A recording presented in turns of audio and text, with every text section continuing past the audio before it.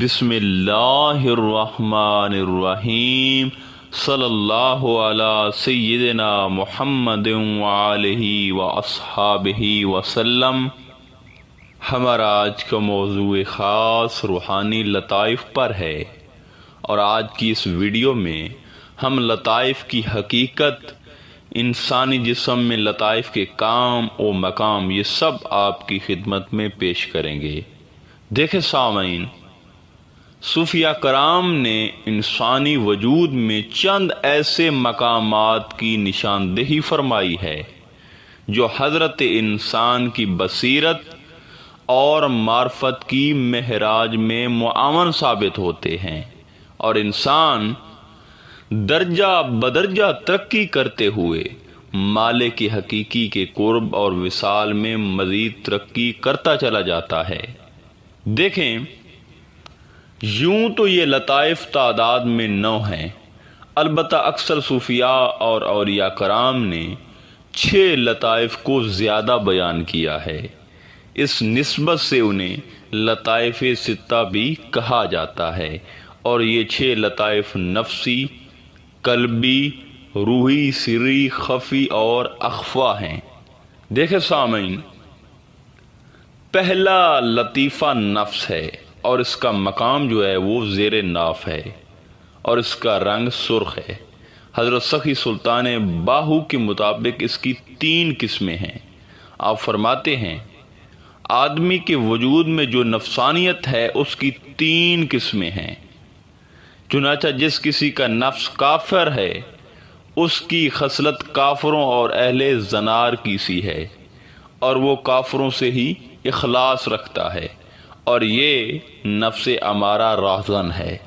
پھر آپ فرماتے ہیں، اور جس کے نفس میں منافقت کی بو ہے، اس کا اخلاص منافقوں سے ہے، اور اس کا نفس لوامہ ہے۔ اور آپ فرماتے ہیں کہ جس کے نفس میں اہل دنیا کی ہوس ہو، وہ بہت بڑا ظالم ہے، اور اسے نفس ملہمہ کہتے ہیں۔ دیکھیں سامعین، جب تک انسان لطیفہ نفسی کو بیدار نہیں کرتا تو وہ پہلی 3 حالتوں میں سے ایک حالت میں مبتلا رہتا ہے، اور وہ خدا سے دور رہتا ہے۔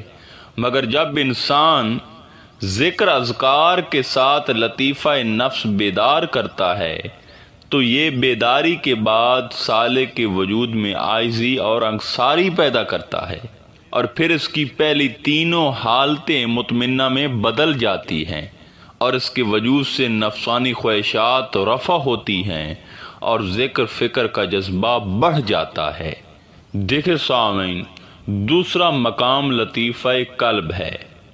دیکھیں، لطیفہ قلب کی نبوت اور علم حضرت آدم کو ملا تھا، اور یہ لطیفہ قلب دل کے بائیں طرف 2 انچ کے فاصلے پر ہوتا ہے، اور اس مخلوق کا رنگ زرد ہے۔ اس کی بیداری سے انسان زرد روشنی اپنی آنکھوں میں محسوس کرتا ہے۔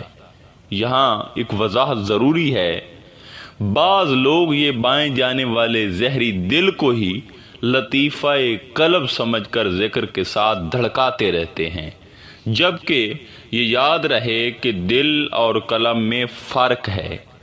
دل کا تعلق اس دنیا سے ہے جس کو ناسوت بولتے ہیں، اس کے علاوہ اور جہاں بھی ہیں، یعنی ملکوت، عنکبوت، جبروت، لاہوت، وحدت اور احدیت، یہ مقام ناسوت میں گولا پھٹنے سے پہلے تھے، اور ان کی مخلوقیں بھی پہلے سے موجود تھی۔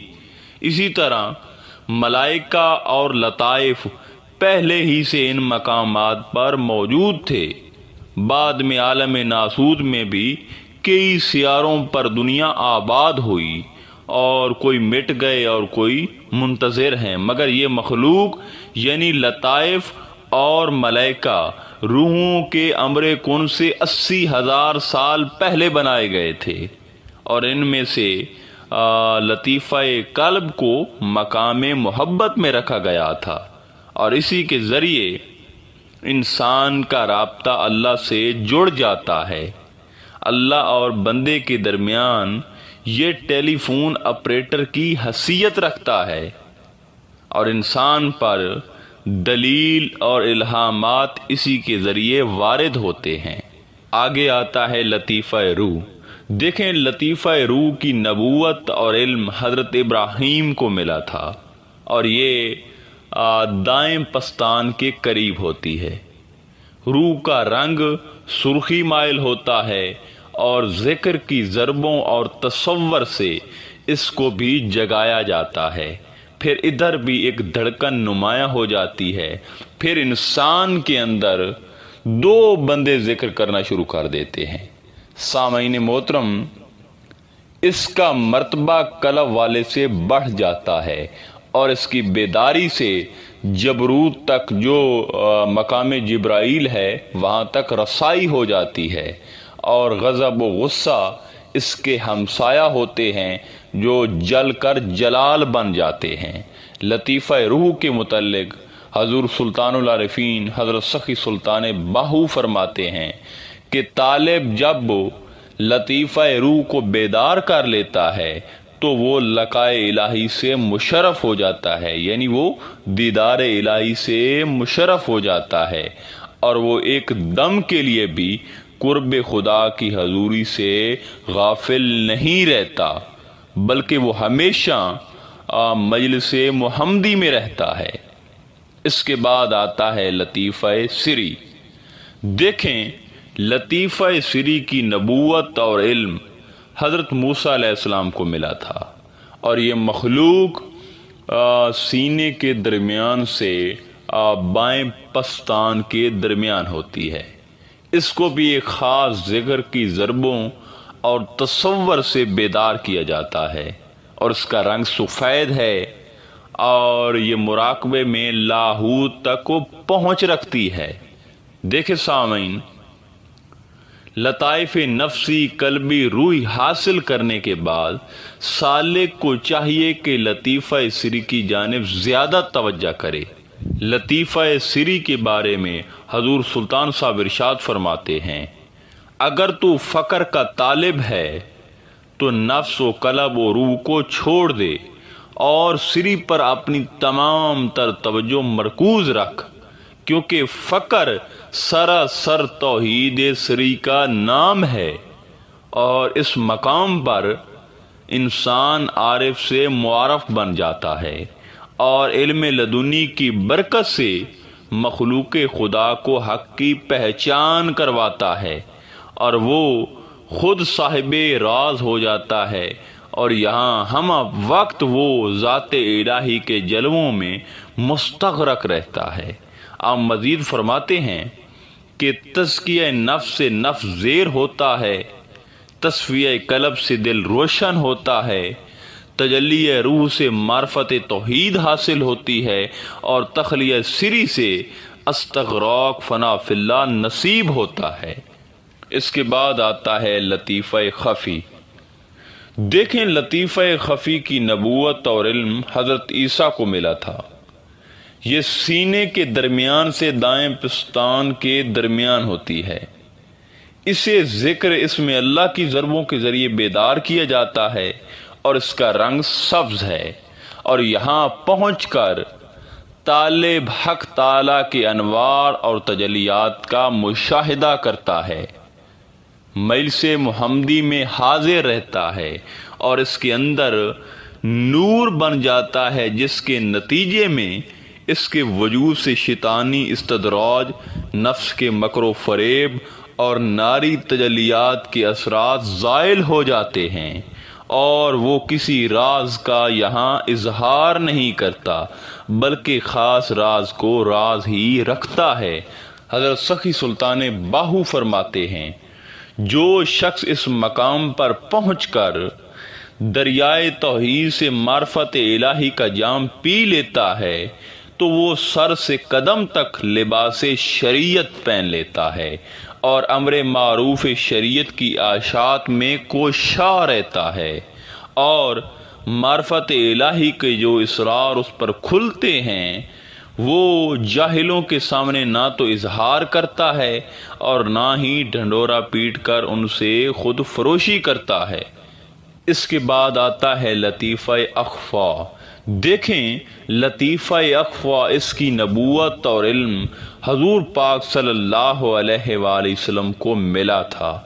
یہ مخلوق سینے کے درمیان ہے اور اس کا رنگ جامنی ہے۔ سامعین محترم، جب سالک پر لطیفہ اخفا کا مقام عیاں ہو جاتا ہے تو وہ مرتبہ حق پا لیتا ہے، جیسا کہ سلطان العارفین فرماتے ہیں کہ یہاں طالب کے وجود کا ہر ایک بال علیحدہ علیحدہ ذکر اللہ کرتا ہے، اور سر سے قدم تک وجود کے تمام اعضاء مثلاً گوشت، پوست، رگیں، ہڈیاں اور مغز وغیرہ سب پرجوش ہو کر ذکر اللہ کرنے لگتے ہیں۔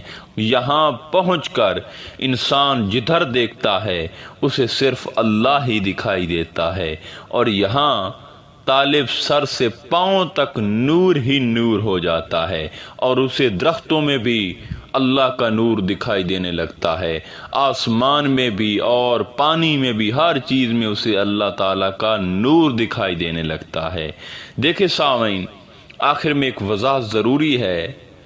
بعض طالب نفسی، قلبی یا روحی کو بیدار کرنے کے بعد سمجھ لیتے ہیں کہ ہمیں وہ مقام حاصل ہو گیا جس کے لیے ہم ناسوت میں آئے تھے، اور پھر وہ کشف و کرامات اور شعبدہ بازی میں مبتلا ہو جاتے ہیں۔ دیکھیں حضرت سخی سلطان باہو طالب کو سختی سے منع فرماتے ہیں کہ اے طالب، یہاں کسی ایک مقام پر پہنچ کر رک نہ جانا، وگرنہ تو نفس کے ہاتھوں خوار ہو جائے گا، بلکہ اے طالب تو ابتدا سے انتہا تک پہنچ، اور انتہا سے پھر ابتدا کی طرف آ، یعنی بس نہ کر اور خاموشی سے ایک کونے میں بیٹھ مت جا، بلکہ کوشش کر، کیونکہ حضور علیہ الصلوۃ والسلام فرماتے ہیں کہ انتہا ابتدا کی طرف لوٹ جانے کا نام ہے۔ دعا ہے پروردگار ہمیں اپنا عشق، معرفت اور وصال نصیب فرمائے۔ انشاءاللہ تعالی ملتے ہیں ایک نئے موضوع میں، تب تک اللہ نگہبان۔